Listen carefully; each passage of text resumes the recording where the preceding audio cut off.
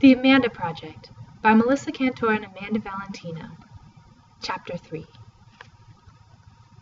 I felt as if Mr. Thornhill hadn't spoken so much as he just slammed me in the head with a piece of wood from my dad's workshop. Amanda had disappeared? But I was about to say that Amanda hadn't disappeared, that she'd been over at my house yesterday, but before I could finish the sentence, Nia cut me off. But you don't even understand, Mr. Thornhill. None of us is even friends with Amanda Valentino.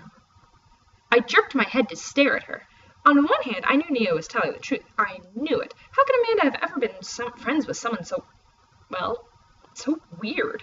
And she never even mentioned Nia. Not once. Of course they weren't friends. But there was something about the way that Nia's face was wider than the school mascot and how tightly she was clutching the arms of her chair that made it seem as if she were lying. Which would mean that she and Amanda were friends. Only that was impossible, Nia, said Vice Principal Thornhill. Now he sounded almost tired. That is simply not possible. He walked over to the window and opened the blind. First of all, look. The sky had cleared after last night's rain, and the bright sun on the wet pavement of the parking lot was nearly blinding. I squinted against its rays as the three of us stood up and went over to the window. "What are we looking at?" asked Hal, and I realized I was so lost in my own thoughts I hadn't been looking for anything to look at. "My car," said the vice principal. As soon as he said it, I saw which car was his. Which car had to be his. Parked slightly off to one side of the Valentino parking lot, it was the brightest thing in sight. Actually, it would have been the brightest thing in the entire world. Even from a distance, it seemed to throb with color.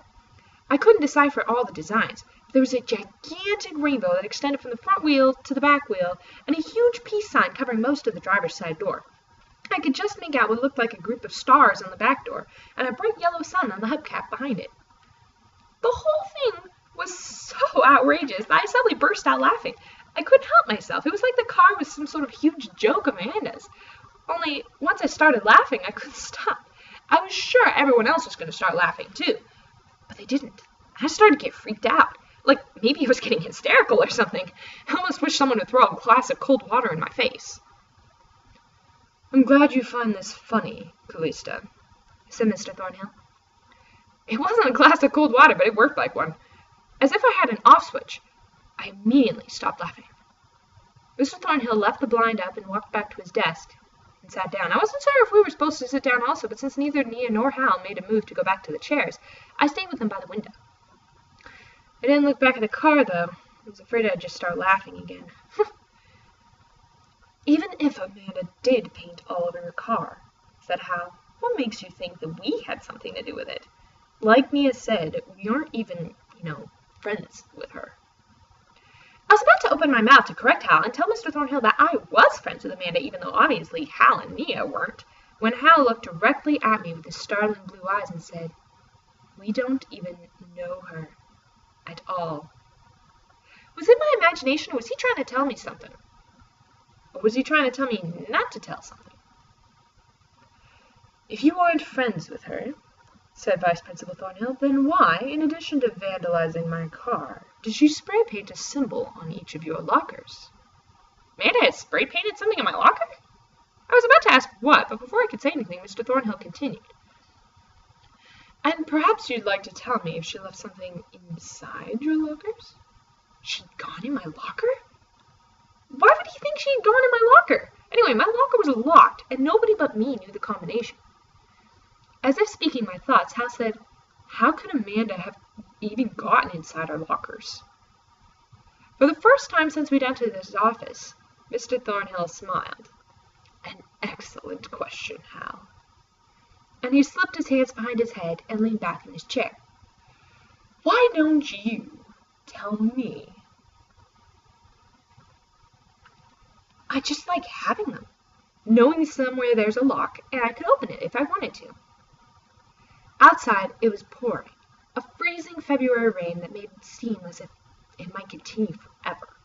The rain only made my room, which I generally love anyway, feel even cozier, like a tiny haven that the wet and cold could never penetrate. Even the fact that the silence from my dad's workshop meant he was probably drinking and not working It didn't bother me when Amanda started talking about something cool, like why she collected keys. "They're not worth anything," Ed pointed out. As usual, my mind was quick to turn to money. It's funny how when you don't have any, all paths seem to lead to it. "True," said Amanda, figuring the tiny ancient looking key that she always wore on a ribbon around her neck. "But I like their symbolic value." We were sitting on the floor, Amanda resting her back against the big armchair and me facing her, my back against the bed. We were both wearing a pair of slippers from the basket by the front door. I had my comforter wrapped around my legs. The day before, Amanda had cut her hair short and blunt, but today she was wearing a long platinum wig. I'd asked her if it was because she didn't like the cut, but she said, "No, I like it. Why do you ask?" In this way that made it seem like wearing a wig the day after you get your hair cut was just something anyone would do. "But where do you get the keys?" I asked. "Oh, the Salvation Army or antique stores. If someone's got a really big ring of keys, it usually means at least one they don't use anymore."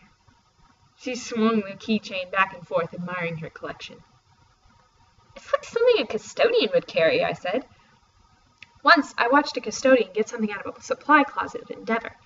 Even though his key ring must have had 100 keys, he found the one he needed in less than a second. I could never find the right key because I had as many as they do. Amanda looked at me. "You don't carry a house key." It was like a statement, but there was a little question mark at the end of it, like I should explain if I wanted, but I didn't have to. My family never locked the front door. Not that there would have been any point to locking it. Farmhouses built in the last century might have a lot of charm, but they weren't exactly designed with airtight security in mind. Even if we did bother to lock the doors, anyone who really wanted to break in would have needed about 10 seconds to do so. "I don't have a key," I said. "My mom lived in New York City for a while, and when she and my dad bought this house, she said her favorite thing about living in the country was not having to lock her door."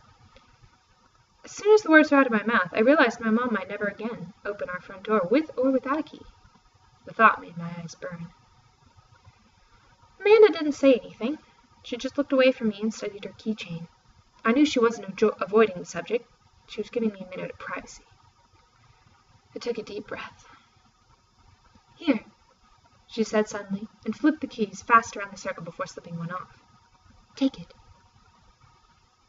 I took the key from her hand and studied it.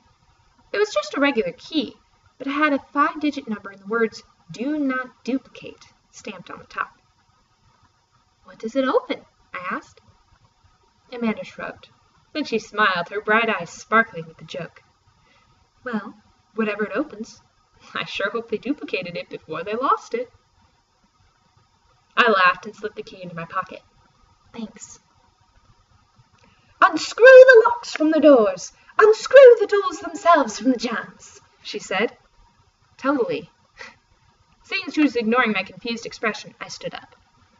"Now let's eat. I'm starving."